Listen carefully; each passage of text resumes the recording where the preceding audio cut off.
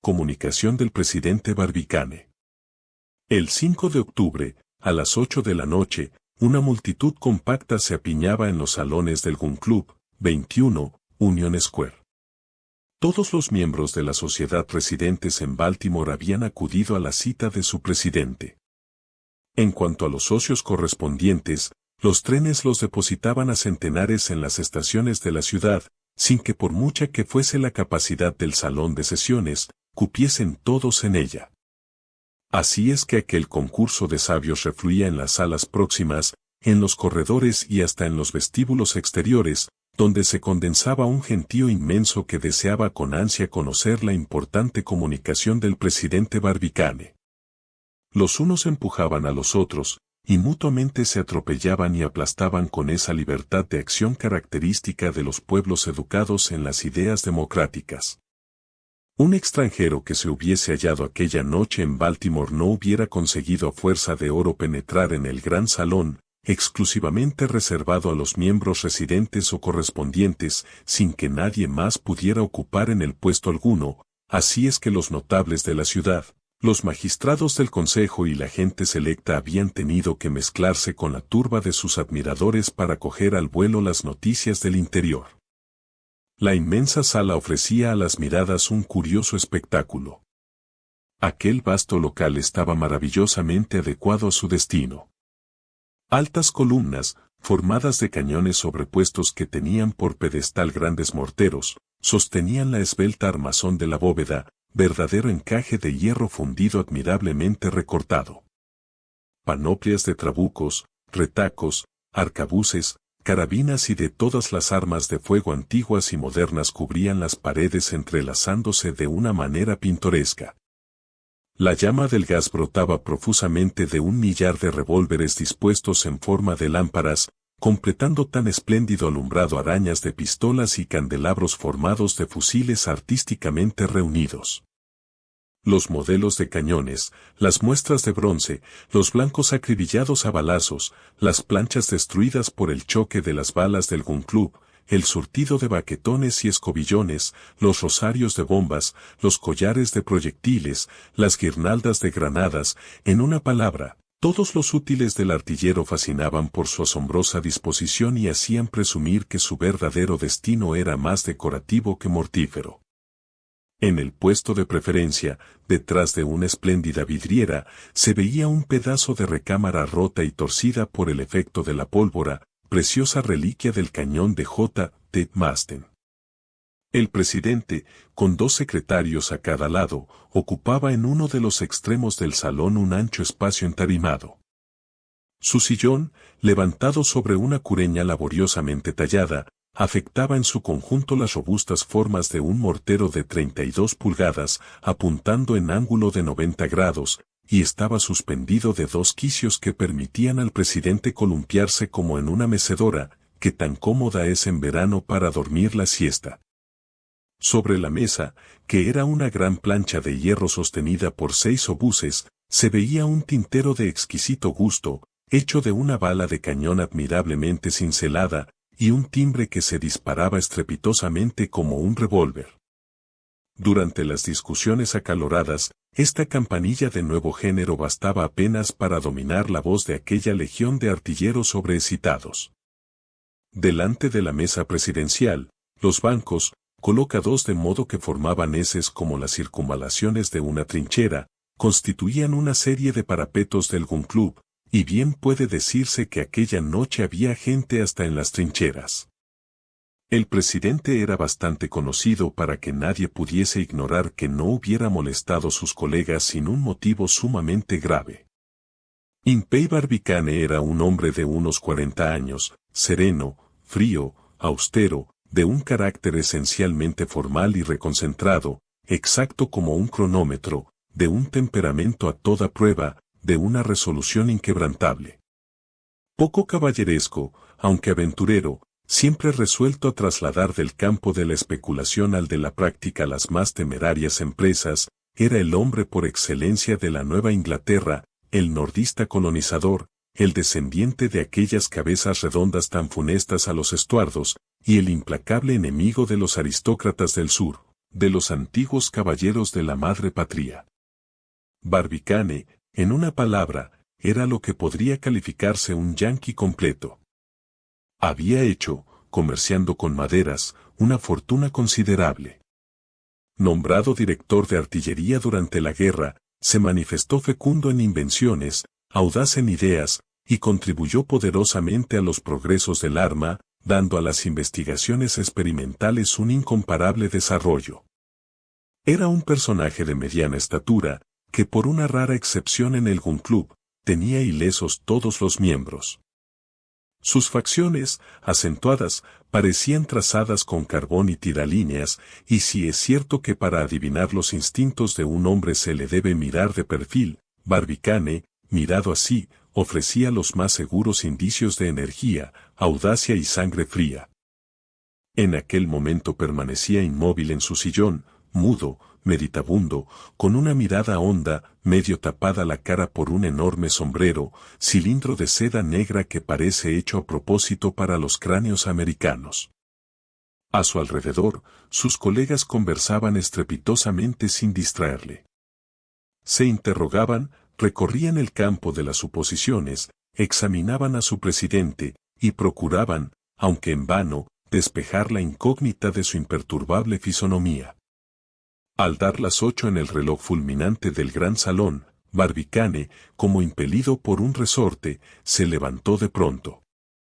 Reinó un silencio general, y el orador, con bastante énfasis, tomó la palabra en los siguientes términos. Denodados colegas, mucho tiempo ha transcurrido ya desde que una paz infecunda condenó a los miembros del Gun Club a una ociosidad lamentable. Después de un periodo de algunos años, tan lleno de incidentes, tuvimos que abandonar nuestros trabajos y detenernos en la senda del progreso. Lo proclamo sin miedo y en voz alta, toda guerra que nos obligase a empuñar de nuevo las armas sería acogida con un entusiasmo frenético. Sí, la guerra, exclamó el impetuoso J. T. Maston. Atención, gritaron por todos lados. Pero la guerra, dijo Barbicane, es imposible en las actuales circunstancias, y aunque otra cosa desee mi distinguido colega, muchos años pasarán aún antes de que nuestros cañones vuelvan al campo de batalla. Es, pues, preciso tomar una resolución y buscar en otro orden de ideas una salida al afán de actividad que nos devora. La asamblea redobló su atención, comprendiendo que su presidente iba a abordar el punto delicado. Hace algunos meses, ilustres colegas, prosiguió Barbicane, que me pregunté si, sin separarnos de nuestra especialidad, podríamos acometer alguna gran empresa digna del siglo XIX, y si los progresos de la balística nos permitirán salir airosos de nuestro empeño. He, pues, buscado, trabajado, calculado, y ha resultado de mis estudios la convicción de que el éxito coronará nuestros esfuerzos, encaminados a la realización de un plan que en cualquier otro país sería imposible. Este proyecto, prolijamente elaborado, va a ser el objeto de mi comunicación. Es un proyecto, digno de vosotros, digno del pasado del Gun Club, y que producirá necesariamente mucho ruido en el mundo. ¿Mucho ruido?, preguntó un artillero apasionado. Mucho ruido en la verdadera acepción de la palabra, respondió Barbicane. No interrumpáis, repitieron al unísono muchas voces. Os suplico, pues, dignos colegas, repuso el presidente, que me otorguéis toda vuestra atención. Un estremecimiento circuló por la asamblea. Barbicane, sujetando con un movimiento rápido su sombrero en su cabeza, continuó su discurso con voz tranquila. No hay ninguno entre vosotros, beneméritos colegas, que no haya visto la luna, o que, por lo menos, no haya oído hablar de ella. No os asombréis si vengo aquí a hablaros del astro de la noche. ¿Acaso nos esté reservada la gloria de ser los colonos de este mundo desconocido? Comprendedme, apoyadme con todo vuestro poder, y os conduciré a su conquista, y su nombre se unirá a los de los 36 estados que forman este gran país de la Unión. ¡Viva la luna!, exclamó el Gun Club, confundiendo en una sola todas sus voces. Mucho se ha estudiado la Luna, repuso Barbicane, su masa, su densidad, su peso, su volumen, su constitución, sus movimientos, su distancia, el papel que en el mundo solar representa están perfectamente determinados. Se han formado mapas selenográficos con una perfección igual y tal vez superior a la de las cartas terrestres, habiendo la fotografía sacado de nuestro satélite pruebas de una belleza incomparable. En una palabra, se sabe de la Luna todo lo que las ciencias matemáticas, la astronomía, la geología y la óptica pueden saber, pero hasta ahora no se ha establecido comunicación directa con ella. Un vivo movimiento de interés y de sorpresa acogió esta frase del orador. Permíteme, prosiguió, recordaros, en pocas palabras, de qué manera ciertas cabezas calientes, embarcándose para viajes imaginarios, pretendieron haber penetrado los secretos de nuestro satélite. En el siglo XVII, un tal David Fabricies se vanaglorió de haber visto con sus propios ojos habitantes en la Luna. En 1649, un francés llamado Jean Baudouin publicó el viaje hecho al mundo de la Luna por Domingo González, aventurero español. En la misma época, Cyrano de Bergerac publicó la célebre expedición que tanto éxito obtuvo en Francia. Más adelante, otro francés, los franceses se ocupan mucho de la Luna, llamado Fontenelle, escribió La pluralidad de los mundos, obra maestra en su tiempo, pero la ciencia, avanzando, destruye hasta las obras maestras. Hacia 1835, un opúsculo traducido del New York American nos dijo que Sir John Herschel, enviado al Cabo de Buena Esperanza para ciertos estudios astronómicos, consiguió, empleando al efecto un telescopio perfeccionado por una iluminación interior, acercar la Luna a una distancia de 80 yardas. Entonces percibió distintamente cavernas en que vivían hipopótamos, verdes montañas veteadas de oro, carneros con cuernos de marfil, corzos blancos y habitantes con alas membranosas como las del murciélago. Aquel folleto, obra de un americano llamado Lack, alcanzó un éxito prodigioso. Pero luego se reconoció que todo era una superchería de la que fueron los franceses los primeros en reírse. «¿Reírse de un americano?», exclamó J. T. Maston. «He aquí un casus belli». Tranquilizaos, mi digno amigo, los franceses, antes de reírse de nuestro compatriota, cayeron en el lazo que él extendió haciéndoles comulgar con ruedas de molino. Para terminar esta rápida historia, añadiré que un tal Hans Faal, de Rotterdam, ascendiendo en un globo lleno de un gas extraído del azoe, 37 veces más ligero que el hidrógeno, alcanzó la Luna después de un viaje aéreo de 19 días. Aquel viaje, lo mismo que las precedentes tentativas, era simplemente imaginario, y fue obra de un escritor popular de América, de un ingenio extraño y contemplativo, de Edgar Poe. ¡Viva Edgar Poe!, exclamó la asamblea, electrizada por las palabras de su presidente. Nada más digno, repuso Barbicane, de esas tentativas que llamaré puramente literarias, de todo punto insuficientes para establecer relaciones formales con el astro de la noche. Debo, sin embargo, añadir que algunos caracteres prácticos trataron de ponerse en comunicación con él, y así es que, años atrás, un geómetra alemán propuso enviar una comisión de sabios a los páramos de Siberia. Allí, en aquellas vastas llanuras, se debían trazar inmensas figuras geométricas, dibujadas por medio de reflectores luminosos, entre otras el cuadrado de la hipotenusa, llamado vulgarmente en Francia el puente de los asnos.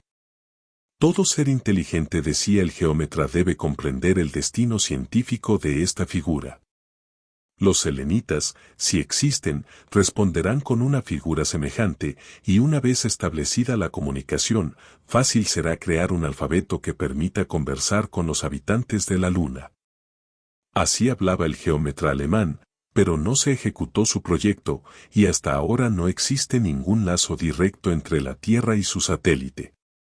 Pero está reservado al genio práctico de los americanos ponerse en relación con el mundo sideral. El medio de llegar a tan importante resultado es sencillo, fácil, seguro, infalible, y él va a ser el objeto de mi proposición. Un gran murmullo, una tempestad de exclamaciones acogió estas palabras. No hubo entre los asistentes uno solo que no se sintiera dominado, arrastrado, arrebatado por las palabras del orador. Atención. Atención. Silencio. Gritaron por todas partes. Calmada la agitación, Barbicane prosiguió con una voz más grave su interrumpido discurso. Ya sabéis, dijo, cuántos progresos ha hecho la balística de algunos años a esta parte y a qué grado de perfección hubieran llegado las armas de fuego si la guerra hubiese continuado. No ignoráis tampoco que, de una manera general, la fuerza de resistencia de los cañones y el poder expansivo de la pólvora son ilimitados. Pues bien, partiendo de este principio, me he preguntado a mí mismo si, por medio de un aparato suficiente, realizado con unas determinadas condiciones de resistencia, sería posible enviar una bala a la luna. A estas palabras, un grito de asombro se escapó de 1000 pechos anhelantes, y hubo luego un momento de silencio, parecido a la profunda calma que precede a las grandes tormentas. Y en efecto, hubo tronada, pero una tronada de aplausos, de gritos, de clamores que hicieron retemblar el salón de sesiones. El presidente quería hablar y no podía. No consiguió hacerse oír hasta pasados 10 minutos. Dejadme concluir, repuso tranquilamente.